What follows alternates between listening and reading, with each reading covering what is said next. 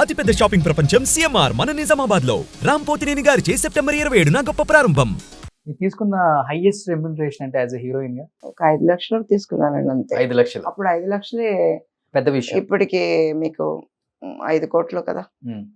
అప్పుడంతా ఒక ఇల్లే 2 లక్షలు కొనుక్కోవచ్చు ఇక్కడ టీ నగర్ లోనే. అవును అవును. కానీ సులక్షణ గారు మీరు సంపాదించింది కొన్ని వందల కోట్లు వేల కోట్లు ఇప్పుడు ఉంటే అనుంటారు. చాలా వరకు మీరు కూడా ఆర్థికంగా పోగొట్టుకున్నారు అనే మాట వినిపిస్తూ ఉంటుంది. Is it right?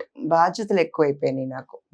నాకు డైవోర్స్ అయిన తర్వాత నా పిల్లలు మిగిలారు నాకు. వాళ్ళని పెంచాలి కదండి. మరి కూర్చొని తింటే కొండలైన తిరిగిపోతాయి. వాళ్ళని పెంచడానికే నేను ఫుల్ గా వాళ్ళకే ఖర్చు పెట్టాను. నా పిల్లలకి ద బెస్ట్ ఎడ్యుకేషన్. మా పెద్ద బాబు ఏరోనాటికల్ మరైన్ చదివాడు, మరైన్ ఇంజనీరింగ్. దానికే చాలా ఖర్చు అయింది. ఓకే. ఆ తర్వాత వాడిని ఒక మనిషిని చేసి మళ్ళీ వాడికి ఏమేమి కావాలో అన్నీ చూసుకోవాలి కదండి. శ్యామ్ వచ్చే రెండో అబ్బాయి, వాడు ఏరోనాటికల్ చదివి ఎంబీఏ చేసి he's done computers also, is in London. వీళ్ళతోనే నా లైఫ్ అనేది చాలా వరకు ఖర్చు వీళ్ళకే అయ్యింది. ఓకే. నాకని నేను ఎప్పుడు ఖర్చు పెట్టుకోలేదు ఏమి. ఓకే. సో సులక్షణ గారు, మీరు ఇండస్ట్రీలో చిన్నప్పటి నుంచి ఉన్నారు, చాలా మంది జీవితాలు చూశారు. మీరే అన్నారు ఫస్ట్ లో ఎలా ఉండాలో ఎలా ఉండకూడదు ఆ రెండు నేర్చుకున్నాను అందరి దగ్గర నుంచి. మగోడికి అట్రాక్ట్ అవ్వకూడదు అనేది మీ లైఫ్ లో ఒక మంచి సిద్ధాంతం. ఇంకొకటి ఏంటంటే తొందరపడి పెళ్లి చేసుకొని నూతిలో పడకూడదు, మర్యాద పోగొట్టుకోకూడదు అనేది మీ ఫిలాసఫీ. అన్ని చూసిన తర్వాత మీరు లైఫ్ లో చేసిన మంచి ఏంటి అంటే, మీరు చేసుకున్న మంచి ఏంటి?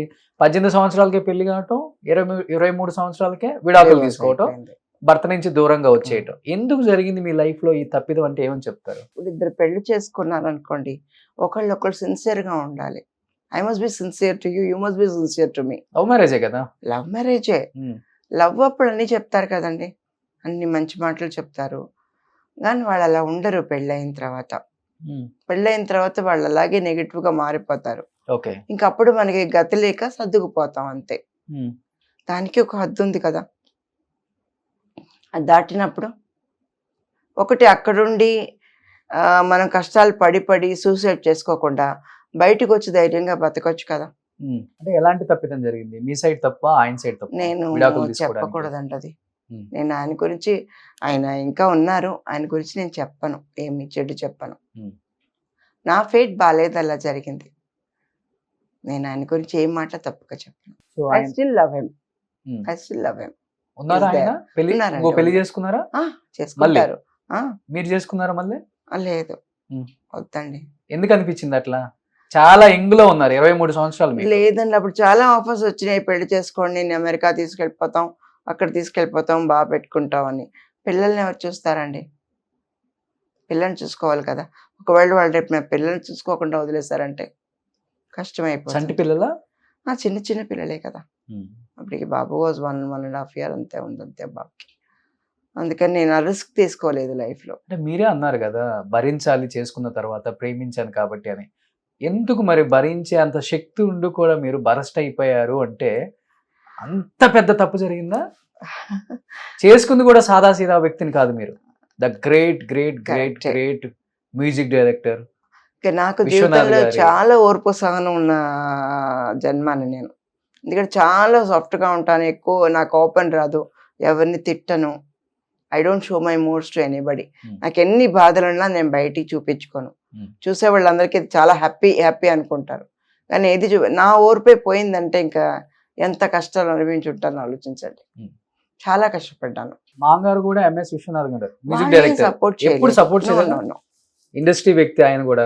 మా అబ్బాయి గురించి మాకు తెలుసు, ఇలా అవుతుందని తెలుసు. నువ్వే కదా చేసుకున్నావు కోరి, యూ డిసైడ్, మీకు హ్యాపీగా అనిపించిపోతే నువ్వు వెళ్ళిపో, అంతే అన్నారు. మేము చూస్తాం, మీకు ఇద్దరిని కలుపుతాం, ఏదైనా మాట్లాడతాం, అవన్నీ కాదు. ఆయనకి భార్యగా ఉంటేనే నేను వాళ్ళకి డాటర్ లాగా ఉండగలనంట. అదొక కండిషన్ పెట్టారు. ఓకే. నేను చెప్పాను, మీ కోడలుగా నేను మీ ఇంట్లోనే ఉండిపోతాను, నేను పని చేసుకుంటాను, నేను సంపాదించుకుంటాను, నా పిల్లలు నేను చూసుకుంటాను. లేదు, మా అబ్బాయికి భార్యగా ఉంటేనే నీకు ఇక్కడ పోస్టింగ్ ఉంటుందన్న. ఇంట్లో ఉంటే భార్యగా ఉన్నట్టే కదా. ఇంట్లో కాదు, వీళ్ళింట్లో ఉంటాను. ఒప్పుకోలేదు. ఈయన కోసం బతికానండి, ఇంకా నా పిల్లల కోసం ఇంకా బ్రతకలేనా. అందరూ చాలా ఎగతాళి చేశారు. ఈ సినిమా అది బయటికి వెళ్ళిపోతే పిల్లల్ని రోడ్డు మీద వదిలేసి ఆశ్రమంలో పడేసి వెళ్ళిపోతుంది. అది చాలా హర్ట్ అనిపించింది నాకు. ఉండరా బతికి చూపిస్తాను నేను అని. నా పిల్లలిద్దరిని బాగా చదివించాను. మా పెద్ద బాబు ఈ చెన్నైలో ఇల్లు కొన్నప్పుడు నేను అందరినీ పిలిచాను. మా మీ వారిని కూడా అత్తగారు పిలిచారా? అందరినీ పిలిపించాను. పిలిపించి అందరికీ బట్టలు పెట్టించి, ఇది నా కొడుకు సంపాదించి సొంత డబ్బులతో ఇల్లు కొనుక్కున్నాడు, ప్రయోజకుడు అయ్యాడు, ఇంకా దీనికంటే నాకేం గెలుపుందండి లైఫ్లో. మీ మామగారిని కూడా పిలిచారా? ఎంఎస్ విశ్వనాథ్ గారిని.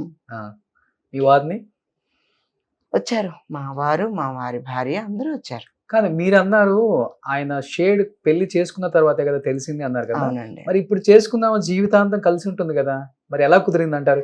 అందుకే వాళ్ళకి మీది లవ్ మ్యారేజ్, వాళ్ళది అరేంజ్డ్ మ్యారేజ్. అరేంజ్డ్ మ్యారేజ్ అయినా వాళ్ళకి ఆమెకి ఫ్యామిలీ బ్యాక్గ్రౌండ్ ఉంది. అమ్మ నాన్న అన్న అందరూ చాలా మంది ఉన్నారు కదా. ఇప్పుడు నన్ను చాచి లెంకాయ కొట్టిన అడిగే వాళ్ళు లేరండి. ఎవరు అడుగుతారు వచ్చి? ఆవిడని ఏమన్నా ఒక మాట అంటే వాళ్ళ అన్న ఫోన్ చేస్తాడు, ఏంటి నా చెల్లెళ్ళు అన్నావా ఇలాగని. ఫ్యామిలీ సపోర్ట్తో నేను చేసుకుని ఉంటే నాకు ఉండేవారేమో మనుషులు. మీకంటూ నా అనే వాళ్ళు ఎవరు లేరు పెళ్లి టయానికి? మిమ్మల్ని పెంచుకున్న అమ్మ గాని నాన్న గాని వాళ్ళు లేరా? మీ కన్న తల్లిదండ్రులు ఉన్నారు కదా, అప్పుడే పోయారు, వెళ్ళిపోయారు. సో సింగిల్, జీవితంలో సింగిల్ అయిపోయారు. అంత పెద్ద స్టార్ హీరోయిన్ గా సింగిల్ గా అయిపోయిన కనుక సింగిల్ గా హ్యాపీగా ఉన్నాను నేను. యాక్చువల్ గా భయం అనిపించలేదా? చిన్న పిల్లల్ని తీసుకొని బయటకు వచ్చేస్తున్నాము, ఫైనాన్షియల్ గా కూడా ఏం సపోర్ట్ చేయలేదు వాళ్ళు, ఏమి చేయలేదు, ఇంట్లో ఉంటేనే నాకు కోడలని మీ మామగారు చెప్పారు అంటున్నారు. అప్పుడు మీ ధైర్యం ఒక 4-5 ఏళ్ళు నేను పని లేదు ఏమీ లేదు నాకు. చాలా కష్టపడ్డాను. పిల్లల్ని అప్పుడే చిన్న చిన్న పిల్లలు స్కూల్కి తీసుకెళ్ళాలి, ఫీజు కట్టాలి కూడా కష్టపడేదాన్ని. అప్పుడు మళ్ళీ నాకు అమ్మ క్యారెక్టర్స్ చేయడం మొదలు పెట్టాను. ప్రశాంత్కి అమ్మగా వైకాసిపురం నచ్చిన సినిమా చేశాను. అప్పటి నుంచి క్యారెక్టర్స్ చేయడం మొదలు పెట్టేశాను. అప్పుడు కొంచెం మళ్ళీ పికప్ అయ్యాను నేను. ఓకే, సో మళ్ళీ క్యారెక్టర్లు చేసుకుంటానే కుటుంబాన్ని నడిపారు. అవునండి, నాకు ఇంకే విధమైన ఆధారం లేదు. ఓకే, నేను ఏ ఆఫీస్లో పని చేయగలను, నాకు ఎవరు పని ఇస్తారు? ఒకళ్ళ ఇంటికి వెళ్ళి వంట పని చేయగలమా? తప్పు కదా, చేయలేం కదా, ప్రెస్టేజ్ కదండి. మళ్ళీ సినిమాలు చేసి మళ్ళీ ఆ తర్వాత 2000లో సీరియల్స్ చేయడం మొదలు పెట్టాను. ఓకే, సీరియల్స్ కూడా బిజీగా చేశాను వర్క్.